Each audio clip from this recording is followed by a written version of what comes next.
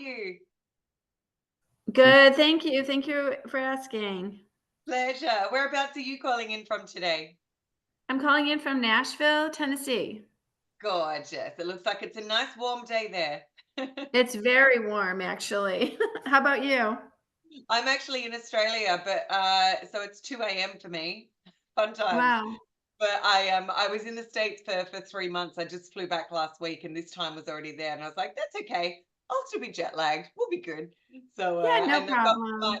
my team member Kai here who's based in LA. And we got Kenny here. Hi Kenny. Hi, how are y'all? Well, thank you. How are you? Just right. We're glad we got power back. So a lot of things going Oh, on in that is good. So Southeast Texas. So I was about to say that must mean you're in Texas. yes, Yeah, wow. What a storm that was, hey Kenny. that was yeah, it was a very neat surprise and left some lasting memories for a lot of people. Yeah, I can imagine. But you're all safe and well? Yes. Awesome. Fantastic. Well, thank you for joining us. So Tom, whilst we're just waiting for Donald's audio to come on here, Maura, are you into single family vacant land? We've been looking at single family Yep. homes.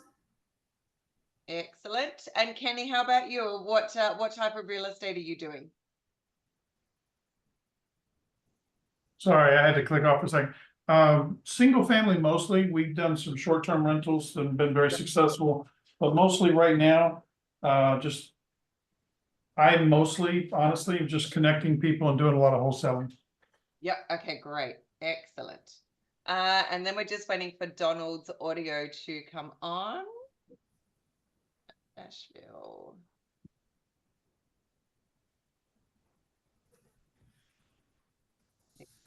Fantastic, guys. So, Where are you in Australia, Alicia? I am in Melbourne, Australia. Have you been over here, Melbourne. Maura?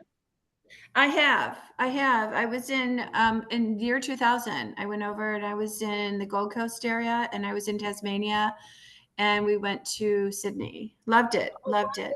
Oh, yeah, Loved that's it. Well, fantastic. you were summertime when we were wintertime. We were there in December. So you Yeah, were alternate months. But yeah, it was a beautiful trip. We were over there for 3 yeah, weeks. It was lovely. that's awesome. Hence, it's winter here at the moment, so it's Right. yeah, And here it's I've just 85. It's 85 degrees outside right now. It's I've literally crazy. just I've just literally just left Phoenix last week, so Phoenix was like beautiful Yeah. before it gets too hot. All right, hey Michael, how are you?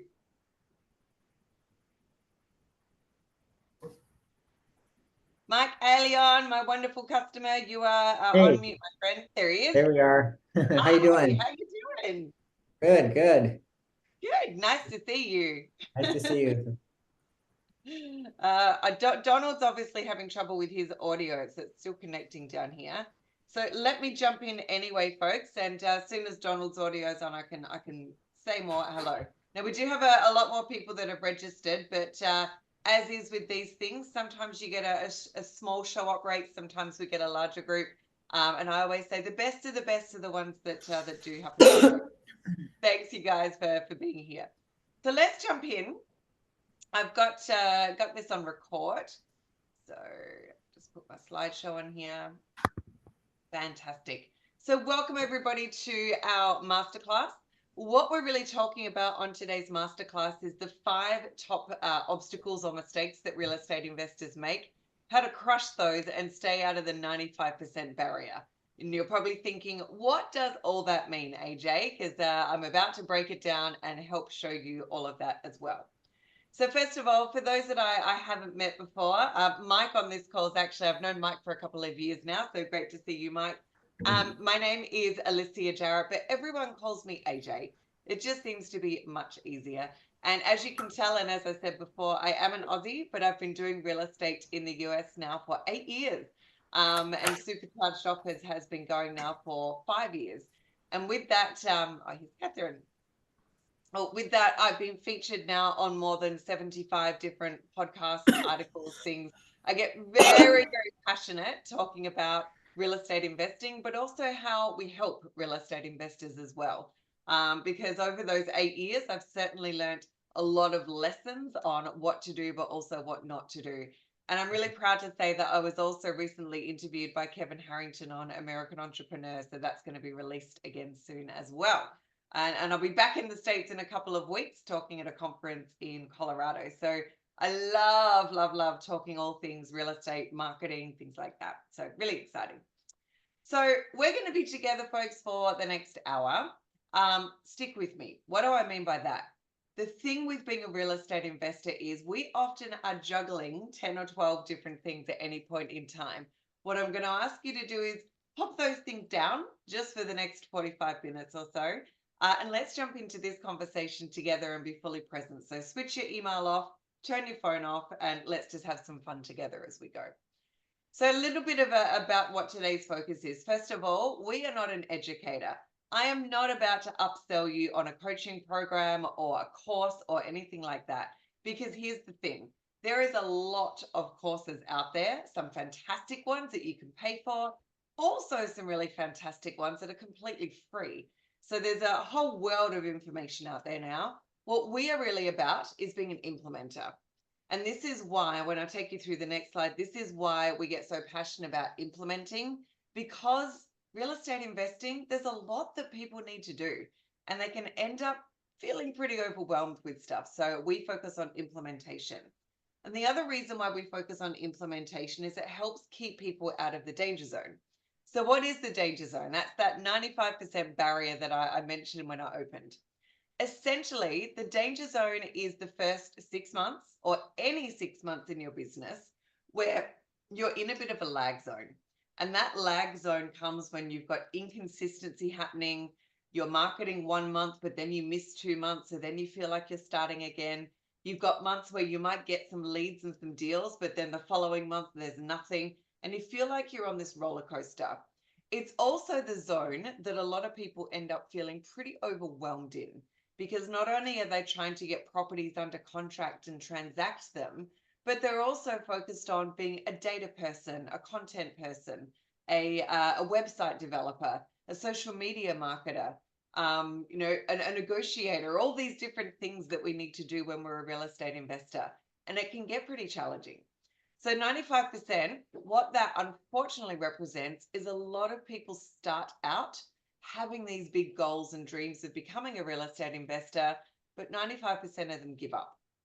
Now, they give up for a lot of reasons, but the main reason that I find is that they're not winning at this thing called real estate because they're just trying to do everything. That makes them feel overwhelmed and they go, this is not for me. But the thing is, it can be for everybody if we approach it in the right way.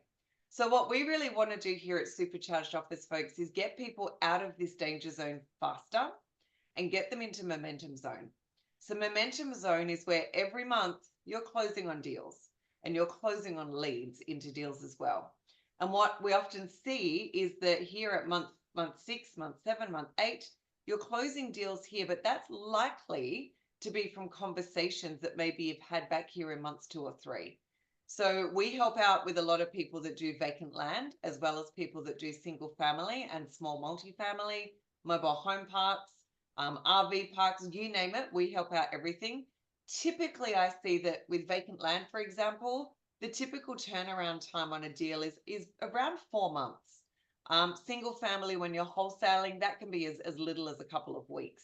But if you go through a dry spell where there's no properties out there, and for those of you, so Maura and Kenny, you mentioned that you're doing single family. Not much inventory out there at the moment, folks. You know, stuff, Maura's shaking her head. Stuff has dried up. Why? Interest rates and inflation. We see properties go through cycles. We are just going through another cycle. So what do we do when a cycle happens? We ride it out. When everyone zigs, we zag. And that's really, again, if you go back to being a real estate investor, that's what a lot of people do. And then what we want to do is get you into momentum zone and onto the path. So the path is representative of income across America. So if you're earning in around the 170s, you're in the top 10% of income earners in this country. In the 340s is the top 5%, 1% is in the 800s, and the top 1% is into the millions. Why do we have that there? At the end of the day, a lot of people get into real estate for freedoms, time freedom, financial freedom, location freedom. And for a lot of people, that financial freedom is representative of a number. But in order to get to that number, we've got to talk about the amount of deal flow, lead flow, and conversion to get to that. So that's why we have that up there as well. Welcome. I can see we've got a few more people here. Donald, welcome. I know your audio's on. Ralph, welcome as well. Thanks for joining us, folks. So the three major roadblocks that seem to get in the way that keep people stuck into that danger zone. First, inconsistency with deal flow. They're marketing 1 month, then they're not. Then they're doing some stuff, then they're not. So that inconsistency can really feel like we're on a roller coaster. The second major roadblock is starting a real estate business, but feeling like you've created another job for yourself. And now you're jumping over hurdles, just like our picture here. You're jumping over hurdles every week because stuff just gets pretty overwhelming. And the last roadblock is trying to be an expert in everything. Now, from my experience, for a lot of real estate investors, and I've worked with hundreds and hundreds of real estate investors now, to be a real estate investor, you are wearing about 10 or 12 different hats at any point in time. And those hats, they can be big hats or little hats, but at the end of the day, you're often juggling a lot of things. And that can feel pretty exhausting as well. So why do people often work with supercharged offers? Well, really what we're about is boosting your lead and your deal and your lead flow, making sure we've got that consistency, getting you off the roller coaster. We want to give you back that time freedom and location freedom that I mentioned. Now, if you are a good real estate investor, as long as you've got a laptop and a phone, you should be able to do your business from anywhere. And in doing so, we want to help you to overcome any growth hurdles, because between myself, my business partner, and all of our customers that I get to call friends as well, I can see the stuff that gets in the way. So we can actually help you to overcome that and help you to exceed your goals, because a lot of people have lofty goals in mind, but they're not too sure on the path to get there. So we want to help to break that down into a strategy and then implement that strategy for you. So let's do a quick survey. I'll go to this slide first. Here's what I don't want to see you do, and I'll just come off and talk to you all personally about this. I have had a lot of customers come to me over the years that have spent upwards of $50,000, $60,000, $70,000 on education. Education, that word didn't come out right. And guess what? They still don't have a deal. And that gets me super passionate, because I just think people's hard-earned money and life savings is going into getting educated. But guess what? Then they end up with no money to be able to implement, to actually start the business. So here's what I know for certain. I started becoming a real estate investor with zero education. Now, I'm not saying don't go and get some education. There's lots of really amazing stuff out there, but you don't have to pay 5 figures for it. There's some fantastic courses, and I can certainly recommend a few, and so a lot of free resources that can get you on the right track. But as adults, how we actually learn best is by doing. So that first phone call 8 years ago, nearly 9 years ago now, the very first phone call I had when I first spoke to a seller, I had no idea, but I just started a conversation and asked what I thought would be the right things to ask. And lo and behold, it turned into a really good conversation. The first time I had to go through documents from my title company, it was like learning another language, guys. But then what did I do? Picked up the phone to the title company and just started a conversation about what it is that they could do to help me. So education actually comes by doing. And that's how most of us as adults learn best. So if you have done some education, great. But what the message here is, don't go and over-educate without implementing. So let me ask a quick survey of you all. I just want to see how many of these you answer yes to. And do you often feel, excuse me, that went down the wrong way. Do you often feel that you're working in your business versus on your business? And what do I mean by that? You're stuck down in the weeds doing a lot of the doing and not really working on growing your business. Do you feel like that you've got a second job, that maybe this is a little overwhelming at times? Do you feel like there's maybe inconsistency when it comes to your deal flow? Do you find that you don't have the skills to do absolutely everything? And that kind of can leave you feeling a little overwhelmed. Maybe you've got some VAs that are working for you, which is great. But has that created more work for you? Because now you've got a people problem that you've got to look at. And maybe, is this a little bit harder than what you thought? So just have a quick read through those and just see how many of those you answer yes to. And bear with me 1 second. I just need to rescue my cat who's being attacked by the other one. So I will be back in 1 second. Just have a quick think about those and which ones you think you might answer yes to.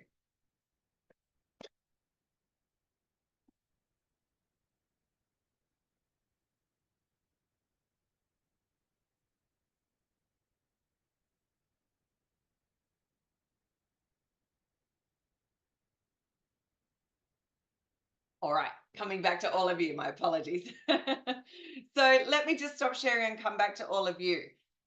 Maura, what's one of those that you answer yes to?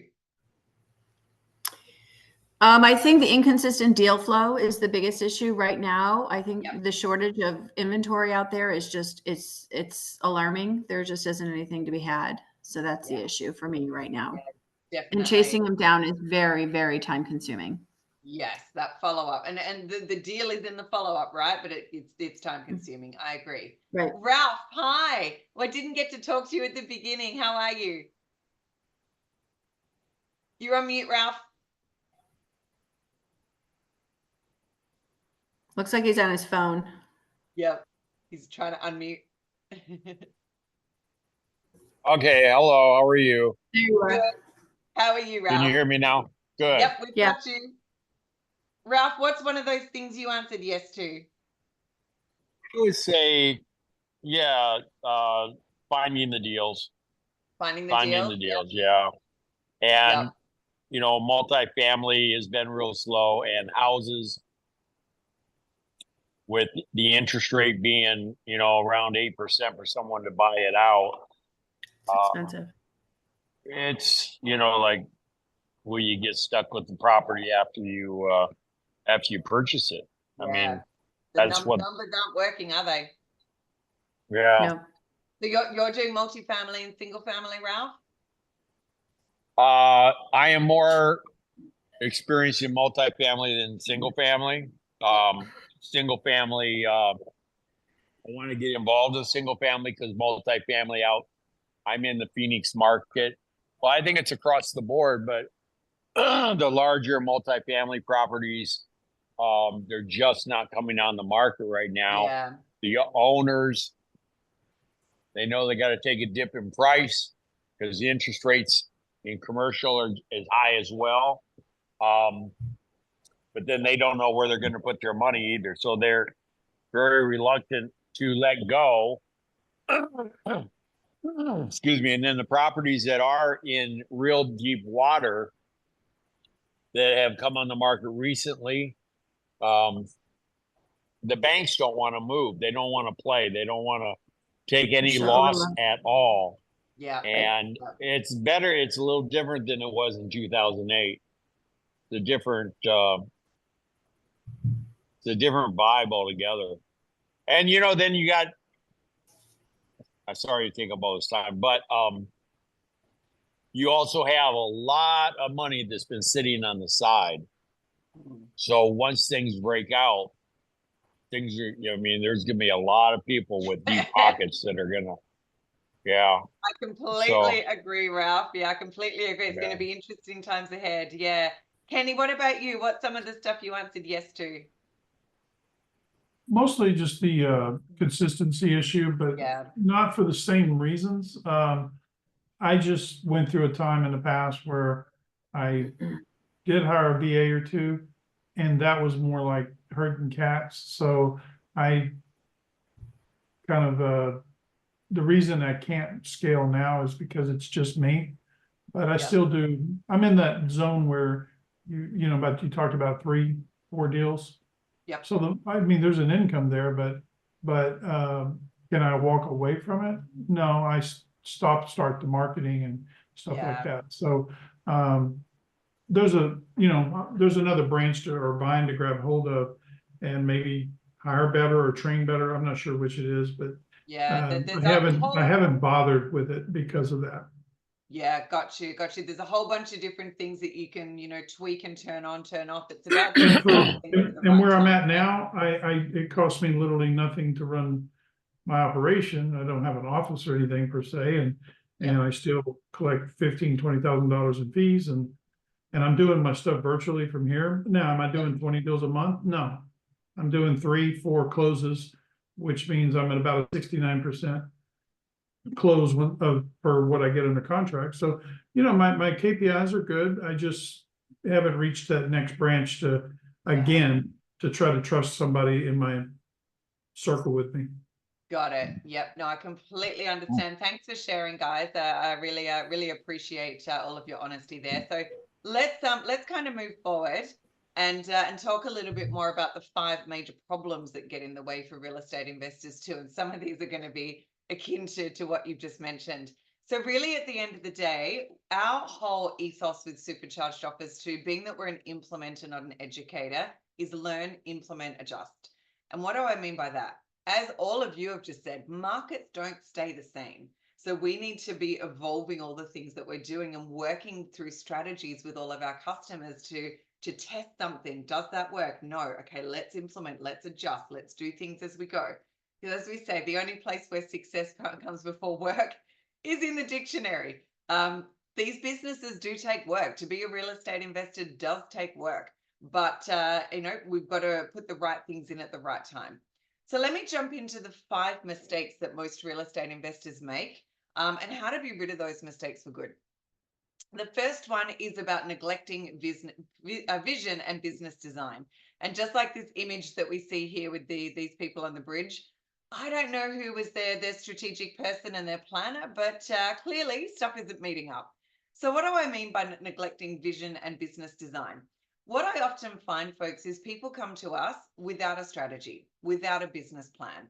All that they know is something along the lines of, I want to do 5 vacant land deals a month, AJ, or I want to wholesale at least, 4 single family properties a month. That might be their idea about what a vision or a goal is. And whilst that's a fantastic place to start, it's not really going to help someone with the long term. So the first thing that we're going to do with our customers is really just design your ideal business with you. How do we do that? We're going to get you to fill in a business growth plan. That's going to get all the ideas out of your head about what your business needs to look like at 3 months, 6 months, 12 months, beyond. Then we're going to do a consultation call to really reverse engineer the numbers of that, so that not only now do we have a very clear business plan, but now we know what the marketing plan needs to be to fulfill that.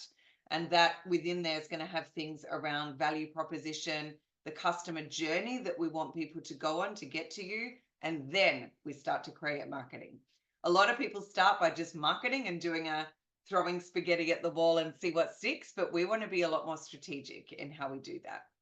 The second element is inadequate market analysis. So again, people come to us with high ideas about what they think a market is doing, but they really haven't done enough research into the analytics of what that market does. So what we're going to do is do a bunch of data for you, but we want to do this in partnership with our customers. So the good news is we've got access to every single property across America. We've got a huge database. It's a direct replica of one of the biggest data wholesalers in the US, housed in the cloud, and we can actually go into that database and run queries on various different things. We've also got everything for every business across the US as well. So when you're doing something like multifamily, sometimes it's important to understand what businesses and syndicates and things like that are involved. So whatever records we need to pull, we can pull them.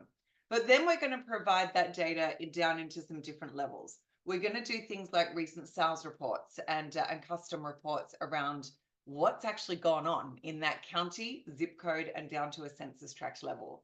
We're going to have a look at cash buyer records.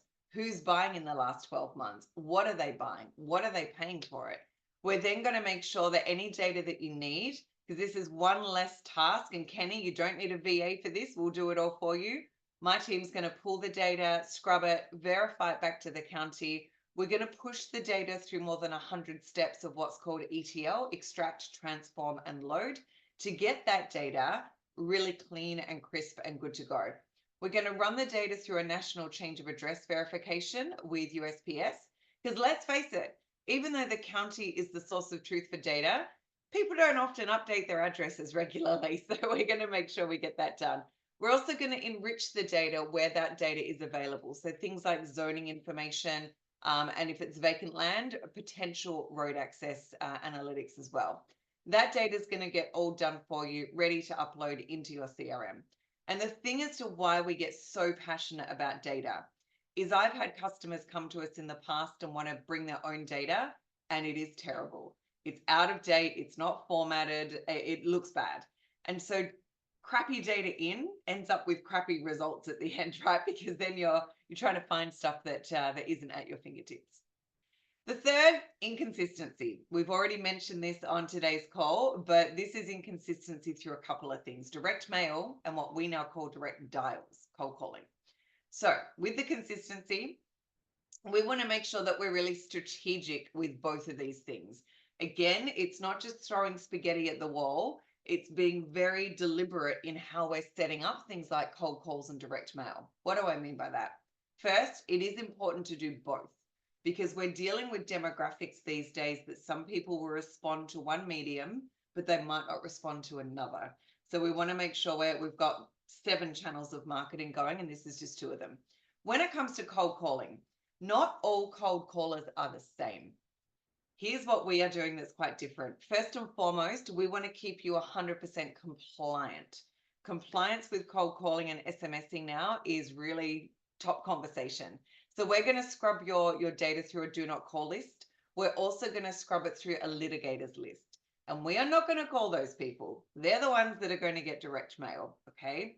The custom cold calling itself, whatever asset class you're doing in whatever area you are doing and what the market that area is. So if you're doing a market down in Southwest Florida, we're going to change the cold call script a little bit. And we're going to make sure that we're going to call that list multiple times. So most cold callers out there, when you're paying for a cold calling service, they will take your list. They'll maybe call it once or twice. Maybe that's it.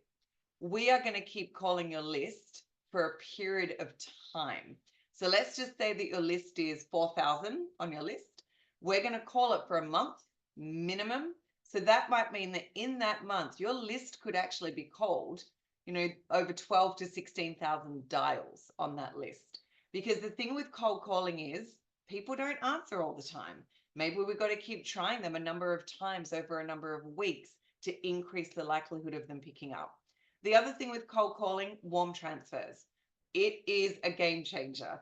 Why? Because you might have a fantastic lead, but when that lead gets emailed to you, it makes it very, very difficult for you to get hold of that person again.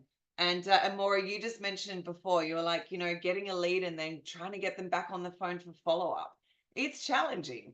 So we're going to do warm transfers, and those warm transfers mean that as soon as we've got a good lead on the line, they're going to call you straight away. Doesn't matter if you're out shopping or anything, it's all good. They're going to do the introduction so you can start that relationship straight away. Okay, it doesn't mean you need to give an offer straight away, but start talking to them. Once we've done the cold calling, we then move on to direct mail. Direct mail needs to be custom. Now, direct mail response rates for vacant land, we're looking at about 0.5 to 1% at the moment. Response rates are really tough. Single family, it's way less than that as well. For those of you that have done single family, it is super tough. But we want to make sure you stand out. So we're going to customize mail pieces that we know are going to be quite different to what everyone else is doing. Put big QR codes on them as well, so people can click and go straight to your website and check you out. And we're going to manage the entire process of designing those, getting them printed, getting them out, managing the USPS notifications, because we also advertise through USPS, and make sure you get a super high delivery rate.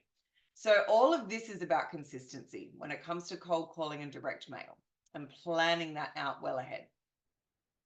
Mistake number 4, overlooking customer experience. What do I mean by customer experience? These days, when it comes to off-market deals, we tend to be dealing with people in their 80s and 90s, all the way down to their 20s and 30s and everything in between. Why? because you might be sitting on intergenerational properties that have been passed down. You might be sitting on properties that people have inherited, or maybe they bought a property and now they're going through a divorce and they're only in their 30s. Life happens to people all the time. So we are going after a really wide demographic. That means that we need to create a marketing environment that they can almost choose their own adventure. So as I mentioned, we get you marketing across 7 different channels. And those channels are really about making sure that wherever your customer roams, we're going to make sure that we're in front of them.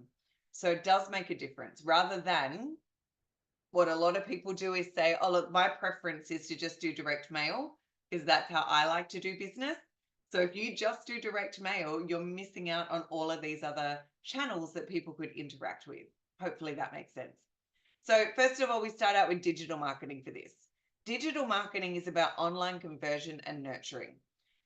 The one thing that I keep saying in real estate is that real estate is actually more about relationships than what it is real estate. This is a business where getting in touch with people, finding out what they need, what their outcomes are, what their goals are, what their problems are that we can help solve, it all starts there. The fact that we're just transacting with a property, that just makes that's just all that we're doing. That's kind of the inventory, if you like. That's just what we're trading. But relationships is really where it's at. So when we do market to people, they do go and check you out online. And we know that because we can see website visits. When they do land on your website, we need them to feel like, oh, I've landed in the right place. So that means when we're building out all of your digital marketing, it's all custom. We're going to look at custom design, content development, building out your websites, which are 6 pages with 2 funnels, building out all of your socials, and really ensuring that we've got crafted content and branding and trust tools on there, things like ebooks, videos, interviews, etc. So when someone goes and checks you out, if they decide to download an ebook, at the bottom will be a QR code that takes them back to a form to ask for an offer. If they decide to go to your socials, there'll be a link to go back to your website where there's a call to action button to ask for an offer. In each of these interactions, we're attaching pixels so that we keep pushing ads out, but we're also ensuring that we're doing things like email automation around that as well. So basically your leads are like on auto nurture. When it comes to your websites too, we're going to make sure that you're listed on a whole bunch of business citations, because that credibility is also really huge. And making sure that we're running ads on Google, Facebook, and Instagram out to your audience. So in the end, folks, as I mentioned earlier, we're going to get you across 7 channels of marketing. And all those channels are going to be working together. And the last thing is about data analysis. So I cannot tell you the amount of times that I get on calls with customers and I want to know, okay, what's your response rate? What's your conversion rate? How many offers have you got sitting in offer 1, offer 2, etc.? A lot of people don't know their numbers. So we're going to start with a dashboard to look at marketing numbers. We're going to track your calls that come in. We're going to understand your mail delivery rates, your website visits, your QR code clicks, your ads, how many people have clicked, what's being retargeted. We want to know those analytics so that we can see that your marketing is getting to the right people. And then we'll have some conversations about KPIs from responses and conversions as well. And we want to get down to the minutiae of that to really understand what's going on. And why do I talk about these 5 mistakes so passionately? Because we made every single one of them. When we first started out 8 years ago, we were doing fix and flips in Florida. Loved doing that. Jacksonville was our market. We did some fantastic houses. And as you said, Ralph, the market back then was definitely different to what the market is now. But we made all the mistakes. We did things completely the wrong way. And so I know personally that when you can do things right and really optimize your business, you can get a better result, because success is possible. And I just want to share with you some really quick case studies of some of our customers and what that looks like for them. So all of our services go anywhere from helping a beginner out to get their proof of concept, first lead, first deal, all the way through to becoming a fractional marketing team for really successful real estate investors that want to optimize their businesses as well. So here's a quick story from Alana. I just need to turn on my audio here, guys.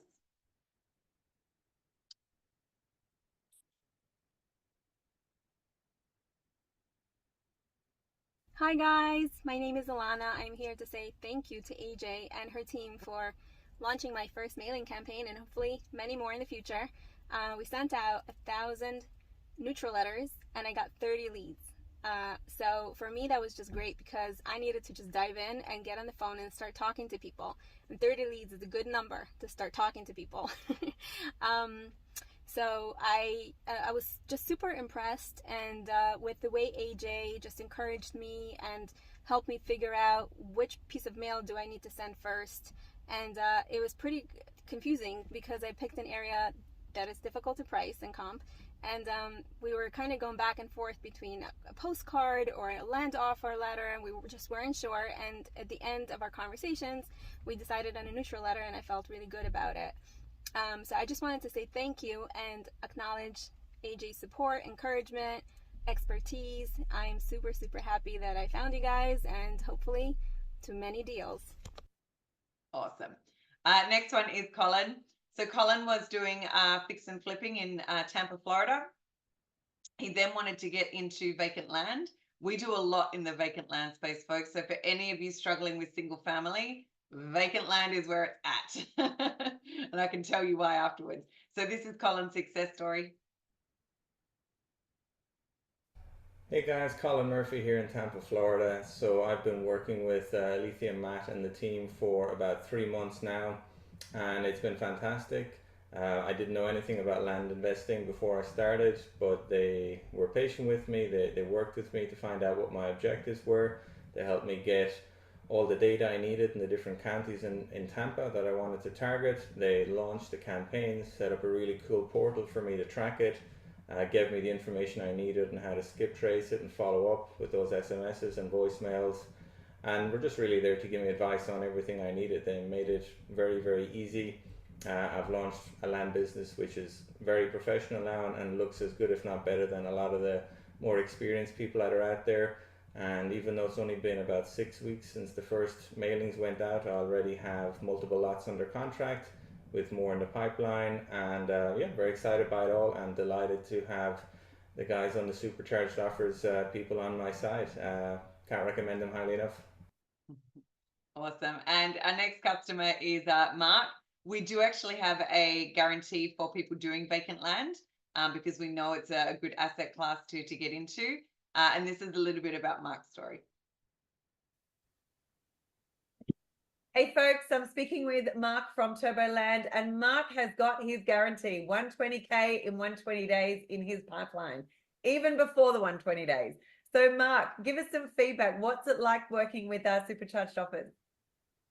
Yeah, so I've really enjoyed working with Supercharged Offers. They're very on top of things, always prompting me for next steps. And yeah, I don't know. It's been really good. I've got a lot of leads in the pipeline. Yep. Very surprised that I got a lead on my new website. That I bought a large piece of property in Montana that basically covered the guarantee. So yep. I love that. Congratulations on that deal, by the way, which is awesome. And that just goes to show that people do go to your website and check you out, folks. So what has it been like to really be proud of your online presence now and see the brand and everything that we've put out there for your prospects? I mean, in a lot of ways, it kind of gives me confidence just because there's a consistency across everything that we're putting out, whether it be letters or if they're checking us out on Facebook or checking the website. It all looks clean. It all looks professional. Definitely an upgrade from what I had. Yeah, awesome, Mark. I'm happy that you're happy. And I guess for anybody thinking about working with us, what would be the advice you'd give them? I'd say give them a call, check them out. I know for me, marketing's not my strong suit, and so I wanted an ace up my sleeve, so to speak. So give them a call. Wonderful. Well, thank you, Mark. We love working with you, and again, congrats on your big deal that's going to make sure your pipeline's looking super healthy, and I'm very, very happy for you. Awesome. Lots more happy customers like him. So yeah, we love working with our customers. They become our friends. So just a quick recap. So we've talked about the real estate investor's journey. We've talked about the 3 major roadblocks that get in the way, that inconsistency, feeling like you've created another job and the overwhelm that comes with that. Talked about the 5 mistakes and how we can help you get over them. And 5 key elements of an offer is essentially our 5 Ds, which is what I went through before. So design, data, direct marketing, so direct calls, direct dials, the digital marketing, and a dashboard, and everything is also done for you, which is nice and easy. So Supercharged offers, folks, we are made up of a number of different products. We've got our core products here in the middle around acquisitions. So using those Ds as an example, Pipeline Builder is where we're just doing data and direct mail. Brand Builder is all the digital marketing. And Business Builder is like a business in a box, which I'm about to describe to you. Buyer Finder here, we just launched that a few weeks ago. And this is a fantastic tool that if you do have a property to sell, hey, Joseph, and you want to get that property out to cash buyers and neighbors in the area, super easy to do that. Insights Finder is about to be released, and we're on, we've got a promo going to get early access to that as well. So lots more to come. So how do we work with people? Essentially, you get on an exploration call. We really want to understand your specific strategy. What are you trying to achieve? What asset class is that for? What do you need help with? We then create the marketing campaign, implementing those Ds, as I mentioned. We go live, you get leads and deals, and then we just simply rinse and repeat. And we become like your back-end team. So how do we do that? Essentially, there's 4 key stages that we go through. Now, I'll go through these at a reasonably high level because when we get on a one-on-one call with you, we can go into a lot more detail. But stage 1 is what we call success foundation. What we're doing in this stage, and you'll see this come through from the things that I mentioned before. Number 1, creating a strategy, really understanding what your business plan and your marketing plan needs to look like. And then we're going to pull the data. We're going to make sure that that data is cleansed, scrubbed, verified, skip traced, all ready for you. Then we're going to start cold calling. So our cold calling team, as I mentioned before, guys, we do things quite differently. Customizing the script, making sure that we're doubling down or tripling down in your areas. So we're doing as many dials as possible and warm transferring them over to you. Our cold calling team, they only do real estate. So that's all they do all the time. We're going to use a local number to your market to make sure that we've got the pickup rate also very, very high. The other thing too is we've got 2 business-to-business credit partners that can help to fund your marketing and even help to fund your deals as well. So stage 1, week 1, strategy, data, skip tracing, cold calling. That's where we start. Then stage 2 is we're building out a comprehensive marketing machine. So you do not need to be an expert in branding, content, design, development. We're going to do all of that for you. Essentially, we're going to build out an online and an offline engine that all works for you. The offline is the cold calling and direct mail. The online is everything digital marketing, branding, content, ebooks, videos, sales funnels, socials, the entire online presence build out. You don't need to worry about how to do any of it because we'll do it all for you. What we want to do whilst my team is building that, we just want you focused on those cold call leads, okay? And when those cold call leads come through, your job is to make sure that you're getting on, building a relationship with them and helping them out. So that's stage 2. Stage 3 is when we then switch on traffic. So now your cold calling is wrapped up. We're now going to push on direct mail and we're going to start running ads on Google, Facebook, and Instagram. Those ads will also be retargeted.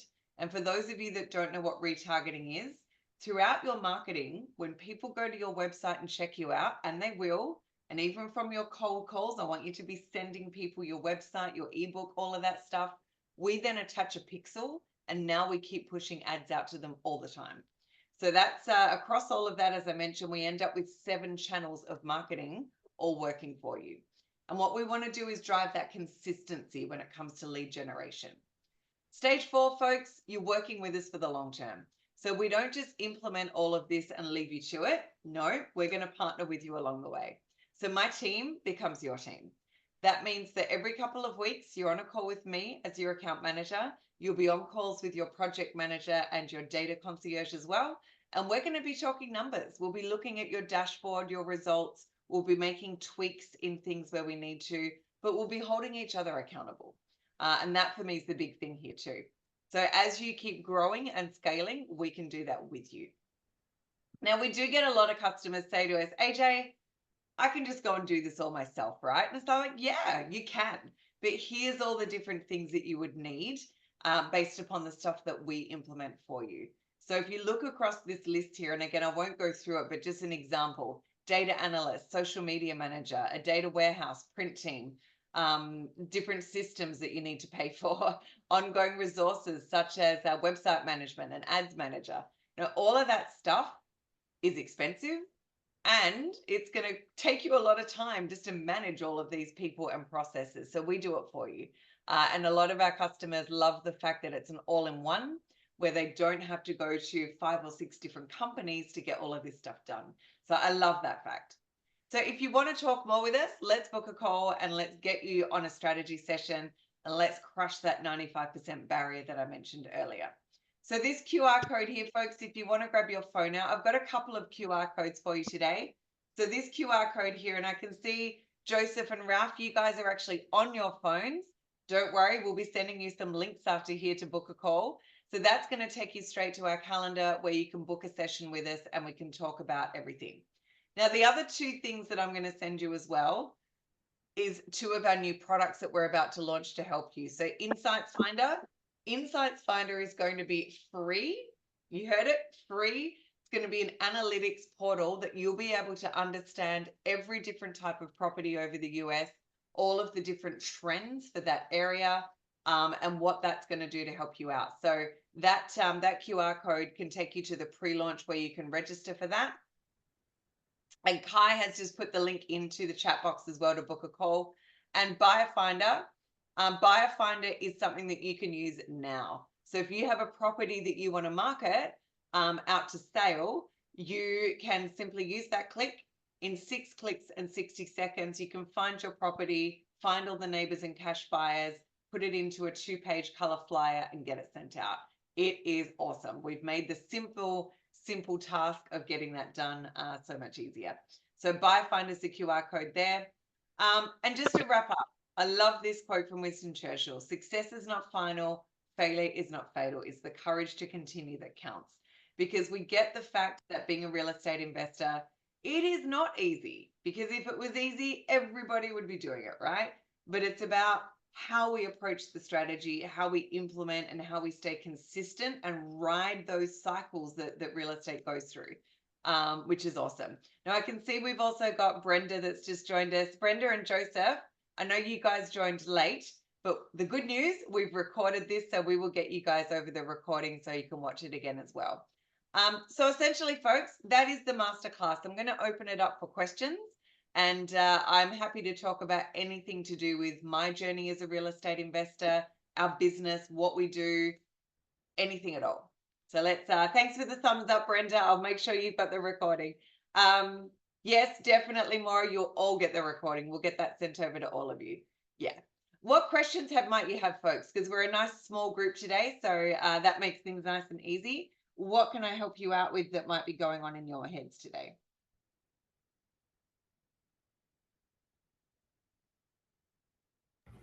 I'll start. I don't have any immediate questions, but I really appreciated it, Alicia or AJ, everything you've introduced today so far.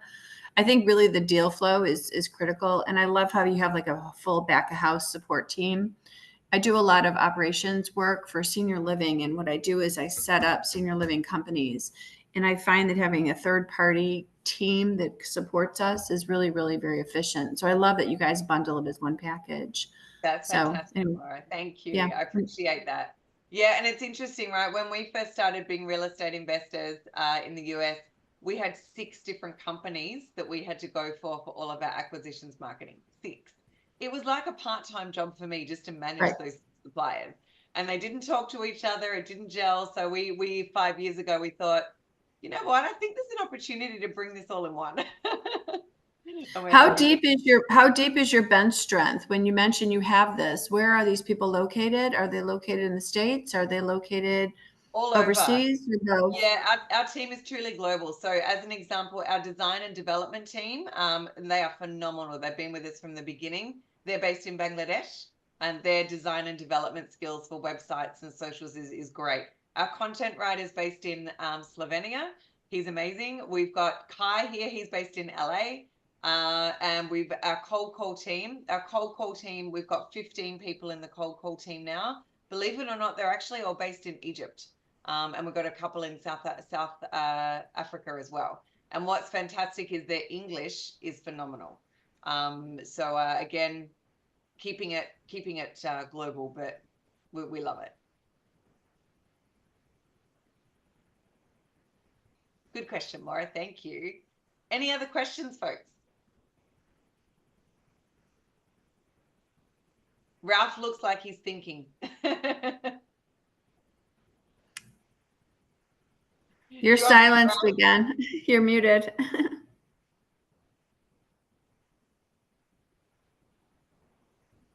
Okay. No. Real quick, the fact that you're global, I found that very interesting. I guess my mind was on listening to your answers. Yeah, nice. Yeah. And even though we're global, what's really interesting, like we only do deals in the US, and we've got customers in 9 countries all doing deals in the US. So it's pretty cool that we've got people all over the world that are doing real estate in America. So do you focus on, I'm in Phoenix, do you focus on if we were doing business, you would focus on my market? Or Correct. So that first thing I went through around strategy, really get to know like what is your strategy, your outcomes, your market, and then all of the marketing and the data would be custom to you because everyone does things differently. You know, we honor that fact that it's not just a plug and play. It's not an off the shelf thing that we go, here it is. Everyone's business is different. So yeah, Ralph, I can see you've got a call set up with Kai later on. So Kai will take you through that in a lot more detail as well. So this land thing, is that a lot of double escrowing? It's a number of different strategies, Ralph. Personally, like I love vacant land because it might, like a lot of people drive past it and go, oh, they don't even notice it, right? It's not very sexy vacant land, but there's a lot of different things you can do. So yes, you can double close. So get a property under contract, find a buyer, double close. A lot of people sell a finance land because people do want to buy land to build later on, especially when interest rates come back down. A lot of people become land providers for builders and developers, and then subdivisions. So one of the biggest strategies in vacant land at the moment is finding small to medium acreage and doing a subdivide and then on selling that to a developer. Because developers and builders, you know, we talked earlier about the fact that there's no housing inventory at the moment. So people are looking for ways to do builds because that's kind of the best way to get back in. Affordable housing, more density with housing as well. So more, you know, multifamily and affordable multifamily in certain places. So vacant land is the canvas on which all of that is built. So vacant land's actually a really good asset class to get into, guys. Nowhere near as competitive as a single family, that's for sure. Okay. Yeah. Hey, whereabouts in Phoenix are you, Ralph? I just flew out of Phoenix last week. I live in Scottsdale. Yeah, beautiful. I was in Scottsdale for 3 months in the Greyhawk area. I love Scottsdale. Yeah, I like it. Yeah, it's beautiful. It's a safe community. It is. No, I love it. It's wonderful. Joseph, Donald, and Brenda, any questions from you guys? Question. Yes, Donald. Can you hear me? Okay. Yeah. In regards to your data that you pull from, I mean, that's really kind of the key. And where are you, how are you differentiating yourself from all these other people out there? I mean, I know a lot of people use your service. I have like a lot of land guys. That's been my market for a while. Yep. I used to sell land bank for the publicly traded home builders, but we already knew who our buyer was. Yeah. So the marketing piece is what trips me up a bit. Yes, exactly. You've got the disposition sorted. Now we need the acquisition. Yeah, data is the basis of everything, Donna. We're very, very heavily invested in data. And as I mentioned at the beginning of the call, I don't know if your audio was on then yet. Data is one of the core focus areas. So we have a database that from one of the biggest data wholesalers in the US. So we are not a data retailer. So the likes of a Priced, DataTree, PropStream, those companies are data retailers. So they've Exactly. only got certain things of data that they then on-sell. We're not like that. So if you came to us and said, AJ, I need to know every piece of vacant land in, where are you based, Donald? In Florida. Beautiful. So if you said to me, AJ, I've got these 6 counties in Florida, I need to know every parcel of vacant land so I can get a helicopter view, we can pull that. So you're not restricted by the amount of records that we can pull, and you don't get charged by the record. So if we need to pull 100,000 records to get down to the right perfect list for you, Donald, we'll do that. So a lot of the stuff that we do, especially when we're running sales reports and analysis with inside the data for you, that's a lot of the value add stuff too. So one of the biggest data wholesalers out there across America, you've got only a handful of them. We've literally got a replica of their data warehouse. So we can actually go into there and run queries on the data as well.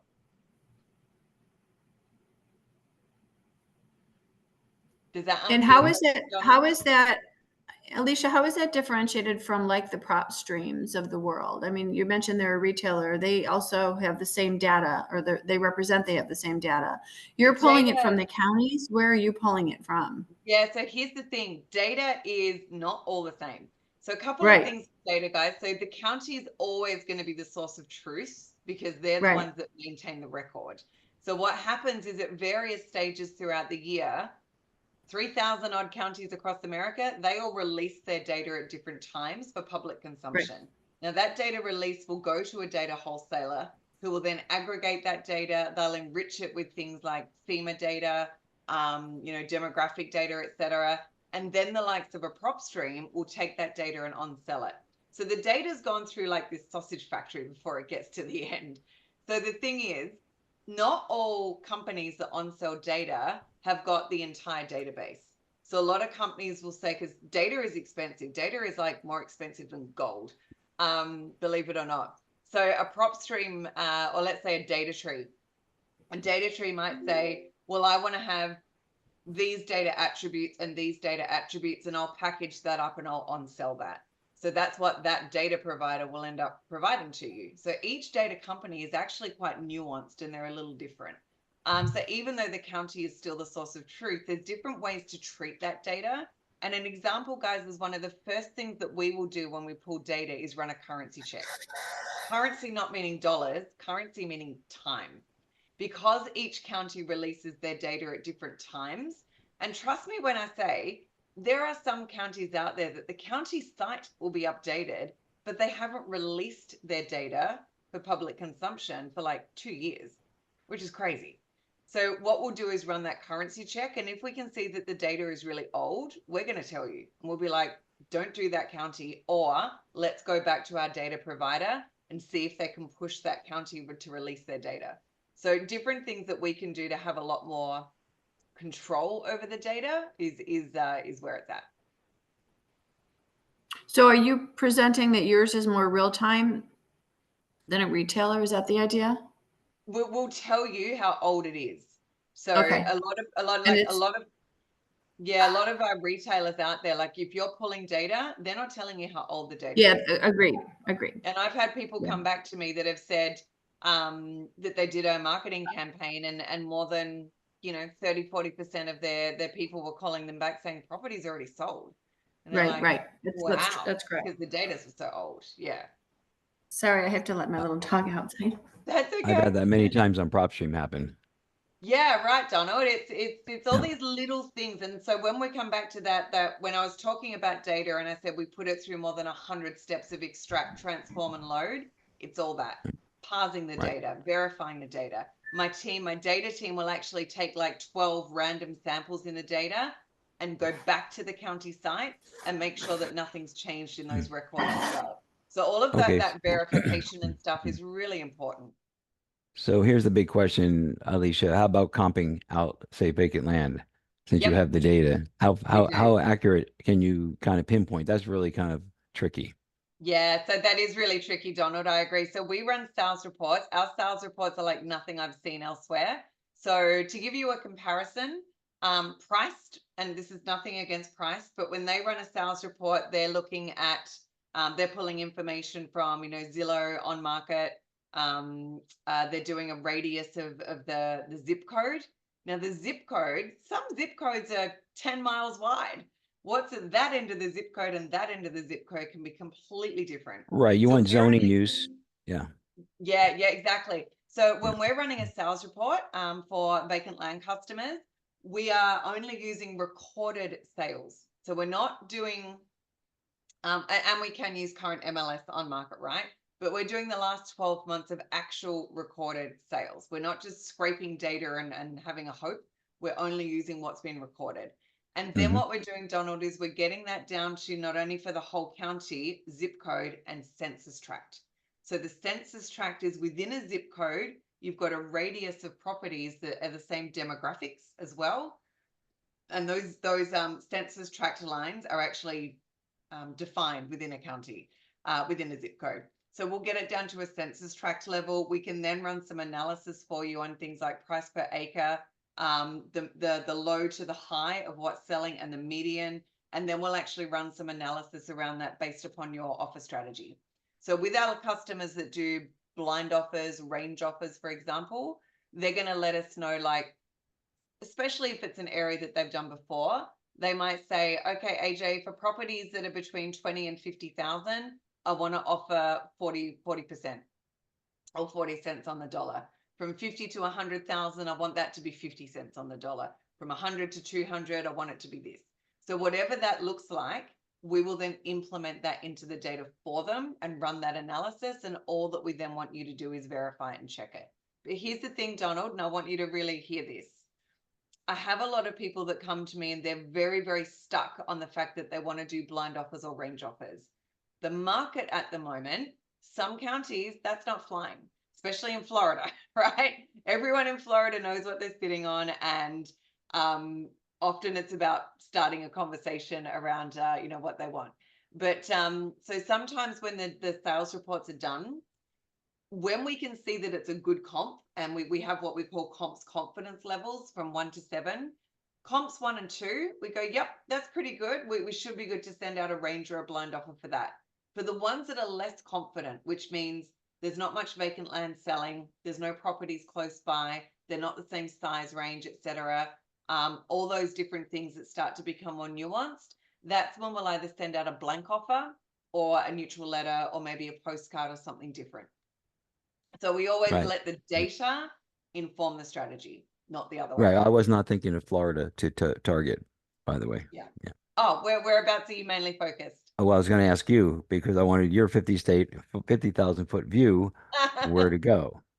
Yeah, when we get on a Driven by one-on-one call, data. Donald, we can talk about that. Okay. The one thing I'm going to give you some recommendations on what I'm seeing, but I will always say to customers, you still need to go and do your own research, right? You still need to have a look at, in those markets, what are the types of properties that you want to be doing? What's the buyer and seller activity look like? Calling up some local builders and developers, calling up some local realtors, getting a bit of a lay of the land, pardon the pun, because it's vacant land, but yeah, I can definitely, when we get on a one-on-one, I can go through that in a bit more detail with you. Okay. Awesome. Good questions though, guys. Any other questions, folks? All right. So as a where to from here, if you go to the chat box, the link to book a call with us is in there. We'll also follow up with an email. I will stop the recording